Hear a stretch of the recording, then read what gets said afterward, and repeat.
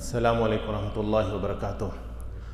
الحمد لله وكفى وسلام على عباده الذين اصطفى أما بعد. يقول الله تبارك وتعالى في كلامه المجيد بعد أعوذ بالله من الشيطان الرجيم ومن أصدق من الله حديثا ومن أصدق من الله قيلا رب اشرح لي صدري ويسر لي أمري واحلل عقدة من لساني يفقه قولي. اللهم صل على محمد وعلى آل محمد وبارك وسلم. اللهم صل على محمد وعلى آل محمد وبارك وسلم. اللهم صل على محمد وعلى آل محمد وبارك وسلم. My dear respected brothers and sisters in Islam, certainty of belief comes through a few different ways. One is you observe something, mushahada, observation, and you realize, okay, that is how it happens. This is how it works. This is what happens. Fire burns, either through mushahada, hopefully not through your personal experience. Because that's another way of developing yaqeen or certainty of belief, is through experience. You touch fire and fire burns, and now you have the full certainty of belief that fire burns. Besides observation and experience, there's a third form, and that is khabar, where someone informs you. This is also a valid form of belief. Someone informs you. Mother has told the son or daughter, this is your father, and now you have certainty of belief. You're 100% certain that this is your father. There is a possibility that the mother might not be telling the truth, but most of the time we have certainty of belief. My mother has told me, end of story, this is my father. Imaan, faith, is not based upon mushahada, it's not based upon tajrabah, it's not based upon observation or experience. It is based upon Nabi sallallahu alayhi wasallam informing us. That is the definition of Iman. Tasdeeq, iqrarun bil lisan wa tasdeequn bima ja'a bihi Nabi sallallahu alayhi wasallam annahu haqq. To vocalize, to attest with your tongue, and to acknowledge with your tongue, and to attest and confirm with your heart that all of what Nabi sallallahu alayhi wasallam has brought to us, has informed us, is the truth. That is the definition of Iman.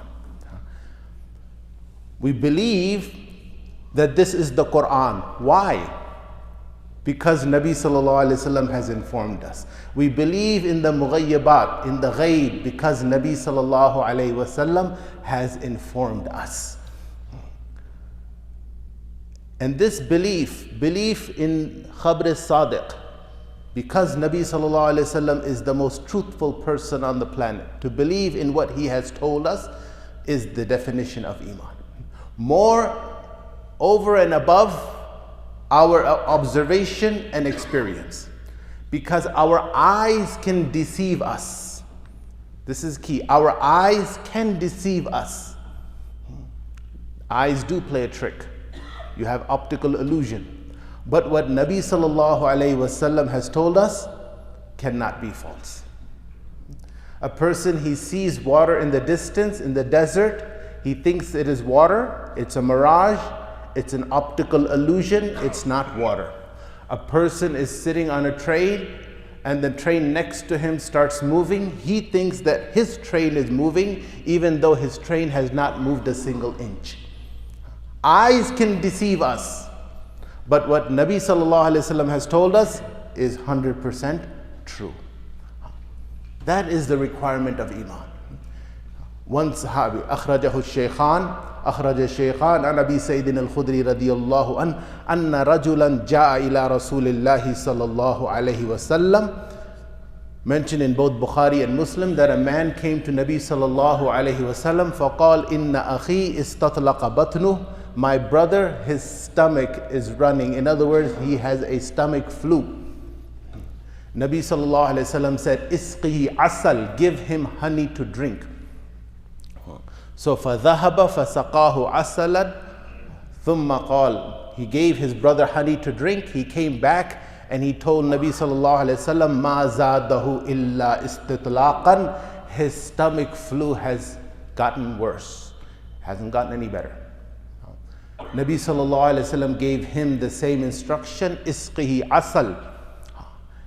And he went back and gave his brother honey to drink, came back the second time and said, O Nabi of Allah, مَا زَادَهُ إِلَّا إِسْتِطْلَاقًا, his stomach flu is the same as it was, hasn't gotten any better. Nabi sallallahu alayhi wasallam instructed him a third time and said, go isqihi asal, sadaqallah wa kadhaba batnu akhiq. Allah has told the truth and your brother's stomach is lying. Allah has said, fihi shifa'un linnas, that there is shifa in honey. He went back a third time, he gave his brother honey to drink, for bariya, and he got better. This is what? You are denying observation when it contradicts the word of Allah Azza wa Jal. You are denying experience when it contradicts the word of Allah Azza wa Jal. This was the level of Iman for the Sahaba. And now, moving on, the Iman, it fluctuates. For the prophets, their Iman, their faith only increases. As they move in life, step by step, year after year, as time passes, their Iman, their faith only increases. And the angels, their Iman, their faith is stagnant. It neither increases nor decreases. This is for angels.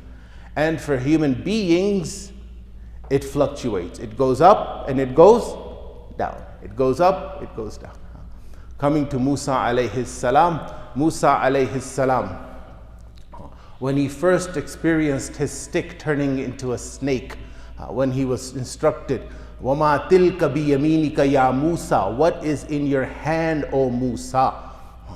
And Musa alayhi salam replied, قَالَ هِيَ عَصَايَ, it is my stick, أَتَوَكَّأُ عَلَيْهَا. He is counting off the benefits of his stick based upon observation and experience, that this stick is something of benefit to me. This is what I have seen and experienced. أَتَوَكَّأُ عَلَيْهَا, I rest on it when I'm tired. وَأَهُشُّ بِهَا عَلَى غَنَمِي, and I bring down the leaves of trees for my flock of sheep with my stick. I hit the leaves and they fall down for my flock of sheep. This stick is something of benefit. وَلِيَ فِيهَا مَعَارِبُ أُخْرَى. This conversation that Musa alayhi salam was having based upon his love of Allah Azza wa Jal, he realizes my conversation is becoming too long. I need to get to the point, because too long of an answer is also not appropriate. So he ends his answer and says, وَلِيَ فِيهَا مَعَارِبُ أُخْرَى. I want to talk some more, but I need to stop now. There's a lot of other benefits that I have with this stick. Allah Azza wa Jal wants to prove a point, that what you observe and what you experience as beneficial is not beneficial unless I say so. فَأَلْقِهَا يَا مُوسَى, throw it, O Musa. فَأَلْقَاهَا فَإِذَا هِيَ حَيَّةٌ تَسْعَى. Now it becomes a snake. You thought it was beneficial, now it's harmful. It's harmful. Musa ran looking at that snake. And this stick comes, Musa alayhi salam, the story of Musa alayhi salam in the Quran mentioned in different places, but this stick appears 3 more times. And what this stick does for Musa alayhi salam. In front of the magicians, يُخَيَّلُ إِلَيْهِ بِسِحْرِهِمْ أَنَّهَا تَسْعَى فَأَوْجَسَ فِي نَفْسِهِ خِيفَةً مُوسَى. When the magicians threw their sticks, it appeared as if the sticks had turned to snakes. In reality, they did not turn into snakes. That's what magic is. It's a deception of the eye. And Musa alayhi salam's stick in actuality turned into a snake. That's why the magicians recognized immediately that what Musa alayhi salam has done is not magic. What we have done is magic. Because a magician knows magic. A carpenter knows a good bookshelf, and that job has been done right. So a magician, each person of his trade recognizes his trade. The magicians recognized immediately that this is not magic, and that's why they fell in sujood and said, Amantu bi Rabbi Musa wa Harun. The second time this stick appears is when he's in front of the ocean or the sea, the Red Sea, with Fir'aun and his army behind him. فَأَوْحَيْنَا إِلَى مُوسَىٰ أَنِ اضْرِبْ بِعَصَاكَ الْبَحْرَ فَانْفَلَقَ فَكَانَ كُلُّ فِرْقٍ كَالطَّوْدِ الْعَظِيمِ. Musa alayhi salam is instructed to hit the stick on the sea, and it turns into 12 pathways for the 12 tribes of Bani Israel. And the third time this stick appears in the Quran, after his initial training period, that was a training period, the third time is وَإِذِ اسْتَسْقَى مُوسَى لِقَوْمِهِ فَقُلْنَا اضْرِبْ بِعَصَاكَ الْحَجَرَ فَانْفَجَرَتْ مِنْ اثْنَتَا عَشْرَةَ عَيْنًا, where Musa alayhi salam, Bani Israel comes to him and says that we need water in the desert. Musa alayhi salam strikes a rock with his stick, and 12 springs gush out of that rock. So Musa alayhi salam's Iman only increased with time. Anyhow, the point that I want to make is that our Iman fluctuates. Sometimes we have the level of Iman, the power of Iman is much higher, and sometimes it's much lower. There's no denial that we have Iman. There's no denial of, we all have Iman.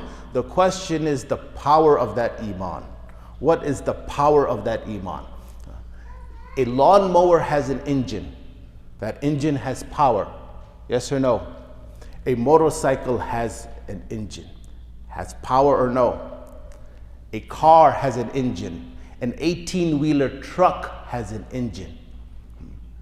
What is the difference between the power of an engine that is in an 18-wheeler truck and the power of an engine that is in a lawnmower? What is the level of our Iman? That will determine how much we are inclined to do good.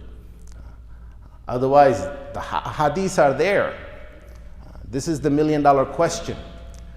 When we know this is what Allah will give us. Man taraka salatan muta'ammidan faka'annama wutira ahluhu wa maluhu. The person who intentionally, purposely abandons a single prayer, Nabi sallallahu alaihi wasallam has compared that person to someone who has lost all his family members and all his wealth. The closest that happens is like in a natural disaster, where a person loses all his wealth in an earthquake or in a tsunami and all his family members. Imagine. We know this hadith. How come it does not prompt us into action?